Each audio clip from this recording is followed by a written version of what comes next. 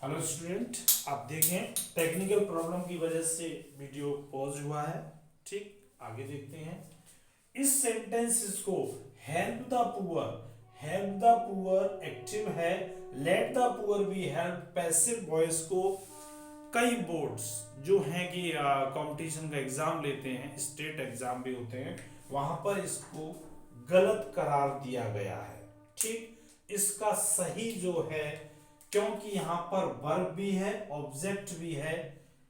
जब आप लिखेंगे the poor, the poor object ले लिया, the poor should be helped, the poor should be helped, ये पैसिव है।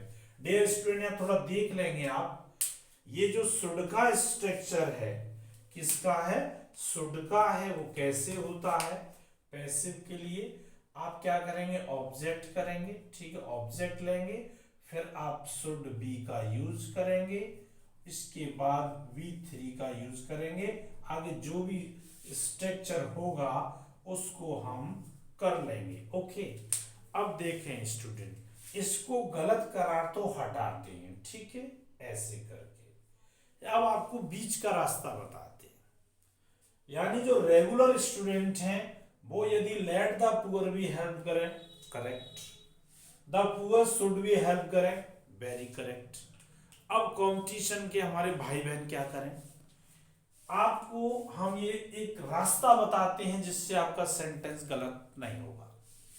यदि आप जब कंपटीशन का एग्जाम दे रहे हैं, कंपटीशन में बैठ रहे हैं, यदि ऑप्शन में ये दोनों सेंटेंस हो, लेकिन दोबारा से सुने, हेल्प द पुअर सेंटेंस की पैसिव बनवाई जा रही है आपसे। ठीक, और दोनों ही सेंटेंस यदि ऑप्शन में हो, ऑप्शन ए, ऑप्शन बी, सी में कुछ और डी में कुछ और, वो तो पूरी तरह गलत है।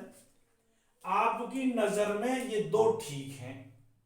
अब लेकिन ऑप्शनल जो एग्जाम होते हैं उनमें दो विकल्प के लिए या तो बोथ दे, उसमें बोथ तो है नहीं कि सी में ये देगा both A and B correct है। यदि कोई एक चुनना हो, यदि डियर स्टूडेंट कोई एक चुनना हो, तो 100% ये आपका ठीक होगा। इस सेंटेंस को वहां पर गलत माना जाएगा। अंडरस्टैंड? तो ये विवादित प्रश्न है, इसलिए आप इस पे ध्यान दें। जब भी ये दोनों ऑप्शन में होते हैं, जब ये जिस कंपटीशन में गलत किया गया वहां पर दोनों ऑप्शन थे, बोर्ड ने the poor should be help question को, आंसर को सही माना। या तो टीजीटी में एग्जाम में आया है या पीजीटी एग्जाम में। ठीक, तो आपका बिल्कुल करेक्ट, आप समझ पाए। रेगुलर एग्जाम के लिए बोथ आर राइट।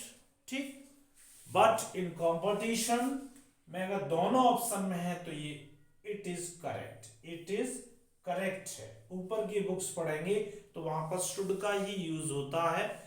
लेट से इन सेंटेंसेस को नहीं बनाया जाता जिसमें रिक्वेस्ट, सजेस्ट या परमिशन दी जाती है। ओके,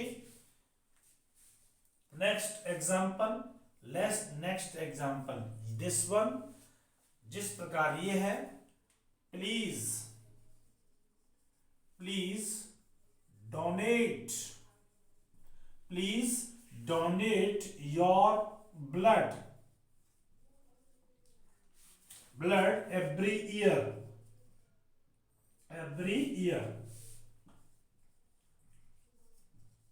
क्या सेंटेंस है आपका? Please donate your blood every year. अब यहां पर आप देख रहे हैं, ये तो प्लीज तो आपको दिखा रहा है कि रिक्वेस्ट है, ये डोनेट V1 है, your blood is object, every year is other, यानी इसमें ऑब्जेक्ट है।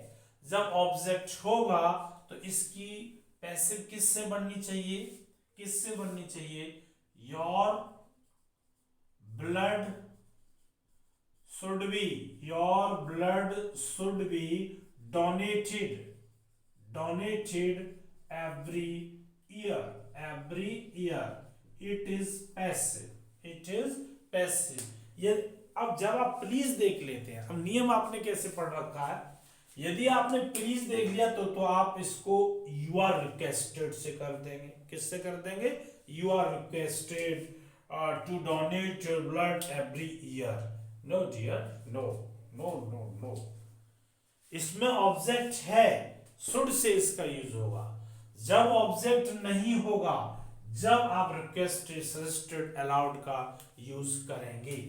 आपने जैसे बोला kindly, kindly, kindly come in, kindly come in, या आपने ऐसे बोल दिया please come in, please come in, please come in, आपने बोल दिए हैं प्लीज कम इन।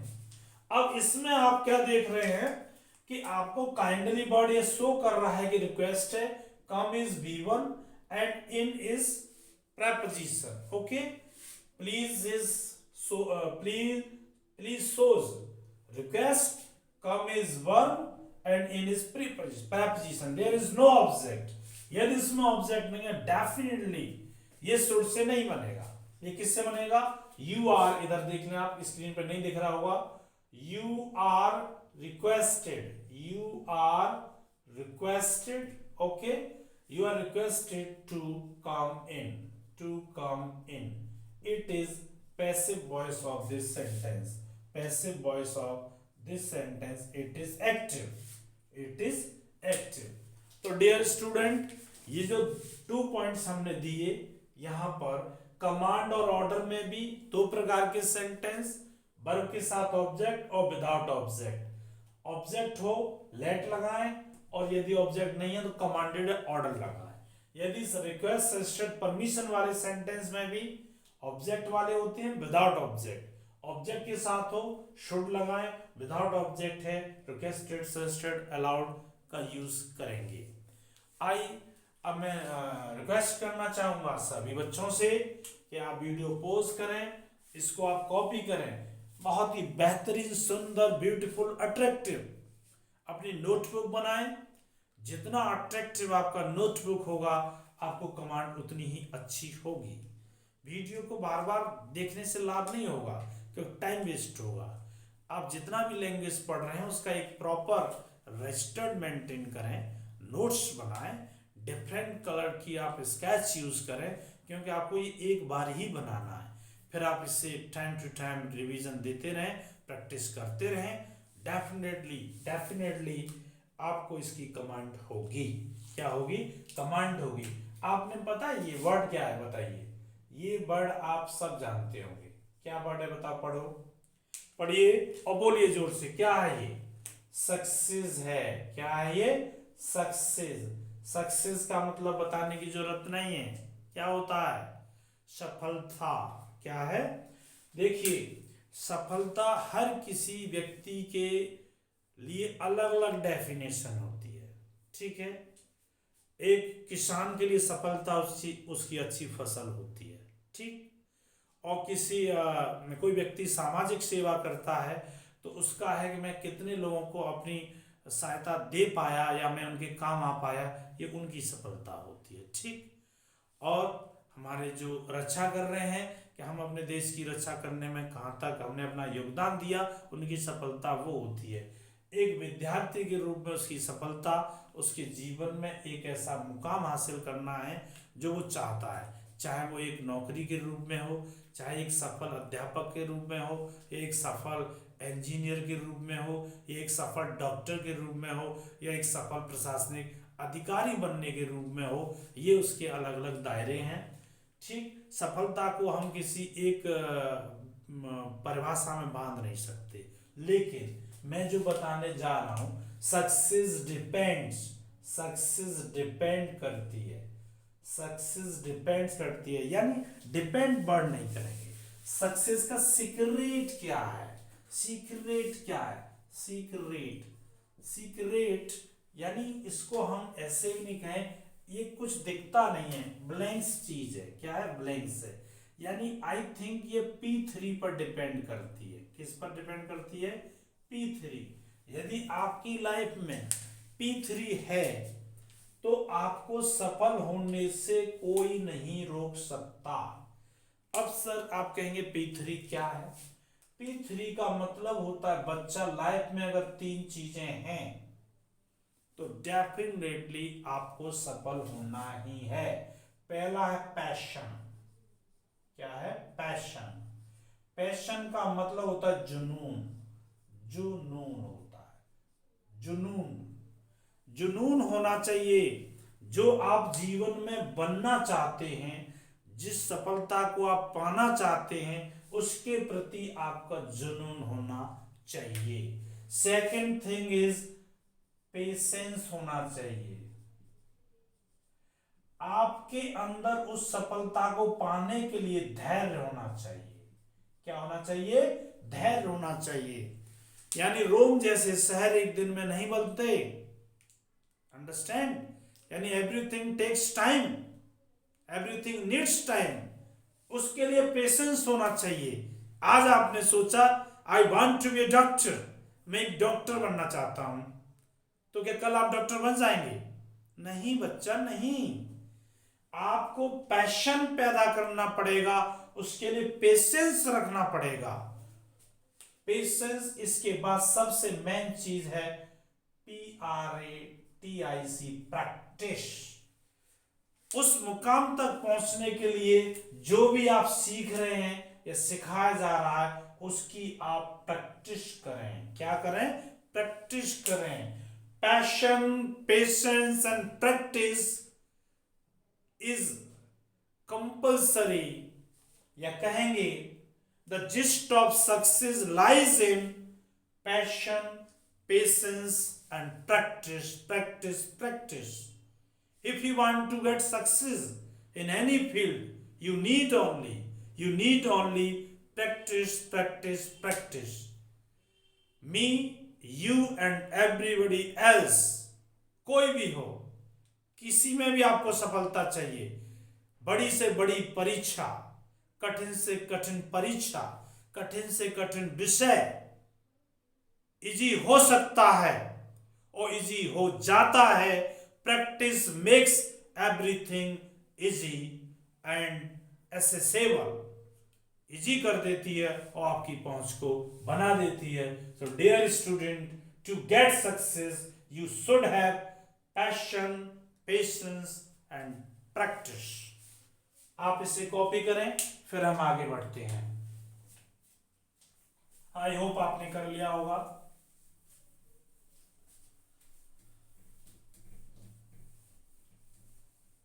हम इस सीरीज में चल रहे हैं आगे की ओर, एक्टिव पैसिव में। आप समझ रहे हैं इस समय पर इंपरेटिव सेंटेंसेस। क्या समझ रहे हैं आप? इंपरेटिव सेंटेंसेस आप देख रहे हैं। ओके, नेक्स्ट चलते हैं। कुछ चीजें ऐसी हैं कि जो आपको एक्टिव से पैसिव बनाते समय ध्यान रखनी होगी। क्या रखनी होगी? ध्यान रखनी होगी। एक जरा लेट वाला और देख लेते हैं। इसमें लेट का केस अलग रहता है। इंपरेटिव सेंटेंस कुछ लेट से स्टार्ट होते हैं। कैसे होते हैं? यानी लेट होगा, लेट ऑलरेडी उनके अंदर होता है, प्लस यहां पर ऑब्जेक्ट होगा, यहां पर V1 होगा, प्लस अदर होगा। ठीक है, ये स्ट्रक्चर आपको लेट का दिया जाता है। किसमें? एक्टिव में। ठीक है, किसमें दिया जा रहा है? एक्टिव में दिया जा रहा है। और ये आपको क्या बनाना है? पैसिव बनाना है। ओके, तो इसकी पैसिव जो बनती है उसके लिए भी आपको किसका यूज करते हैं? इसमें आप कह सकते हैं कि इसके अंदर भी जो चीज शो होती है वो होती है आपकी परमिशन भी होती है इसमें भी। ठीक है, परमिशन होता है और सजेशन होता है। क्या होता है? सजेशन होता है। परमिशन जब होती है तो हम अलाउड का यूज कर लेते हैं। किसका यूज कर लेते हैं? अलाउड का यूज कर लेते हैं। और जब सजेशन होता है तो हम इसमें यूज करते हैं शुड का यूज कर लेते हैं। किसका यूज करते हैं? शुड का यूज करते हैं। ओके, किसका यूज करते हैं? शुड का यूज किया जाता है। अंडरस्टैंड? आप समझे? जैसे हमने कहा example, let me play here. Let me play here. तो ऐसा लग रहा है ये परमिशन का सेंटेंस है। किसका सेंटेंस है? परमिशन का। किसका डियर स्टूडेंट? परमिशन का। तो क्या कहेंगे? मी है तो I am allowed, I am allowed, I am allowed to play here, I am allowed to play here. मुझे अलाउ किया गया है कि मैं यहाँ पर खेल सकता हूँ। ओके। या इससे ऐसे भी है, I may be allowed, I may be allowed, मुझे अलाउड किया जा सकता है, I may be allowed to play here, to play here. Okay, I may be allowed to play here, this sentence. Okay, इसकी अपेक्षा आप इसी को रखें, क्योंकि अभी हम परमिशन ले रहे हैं तो एम का यूज ना करके इसका यूज रखें, I may be allowed to play here. Okay, अब और भी है इसमें, जैसे कहा जा सकता है, एक तो फर्स्ट एग्जांपल, सेकंड एग्जांपल हम ले लें किसका, जैसे हम ले लेते हैं let us help him, let us help him, आओ हम उसकी सहायता करें। ये क्या है? सजेशन है। क्या ये सजेशन है? तो क्या है? He should be helped, he should be helped, he should be helped. इस प्रकार इसकी क्या ये एक्टिव है, ये इसकी पैसिव बनेगी। क्या बनेगी? पैसिव बनेगी। यानी सजेशन हो तो शुड का यूज कर लेते हैं और परमिशन हो तो अलाउड का यूज होता है। अंडरस्टैंड? अब इसका जो नेक्स्ट पार्ट रहेगा उसमें आप देखेंगे, क्योंकि ये थोड़ा टेक्निकल प्रॉब्लम की वजह से फर्स्ट वीडियो का पार्ट है ये, उसमें हम आपको मिसलेनियस इंपरेटिव सेंटेंस कराएंगे। अभी आपकी इसमें बहुत सारी चीज़ें बची हुई हैं।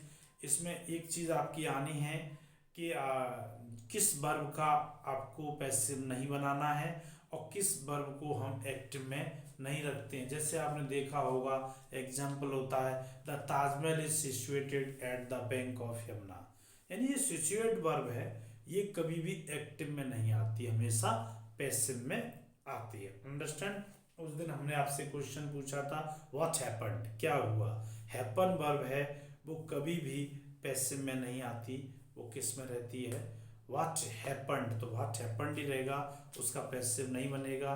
और आपने देखा हो बहुत सारे सब्जेक्ट हम छोड़ देते हैं, कल हम डिस्कस करेंगे किन किन सब्जेक्ट को छोड़ा जाता है। नेक्स्ट वीडियो में डिस्कस करेंगे कि जब नाउन क्लॉज आती है तो उनका पैसिव कैसे बनता है, इट इज टाइम होता है तो उसका पैसिव कैसे बनता है। We will discuss so many various sentences of active and passive voice. Okay, तो आज के लिए हम इस क्लास को यहीं पर रोकेंगे। और यदि आपको वीडियो इन्फॉर्मेटिव लगा हो, ये लग रहा हो कि हम कुछ सीख रहे हैं, जान रहे हैं, हमारे लिए बेनिफिटेड है, तो चैनल को आप लाइक करें, सब्सक्राइब करें और बेल आइकन का बटन प्रेस करें, so that you may get notification of coming videos soon as possible. Thanks for watching this video.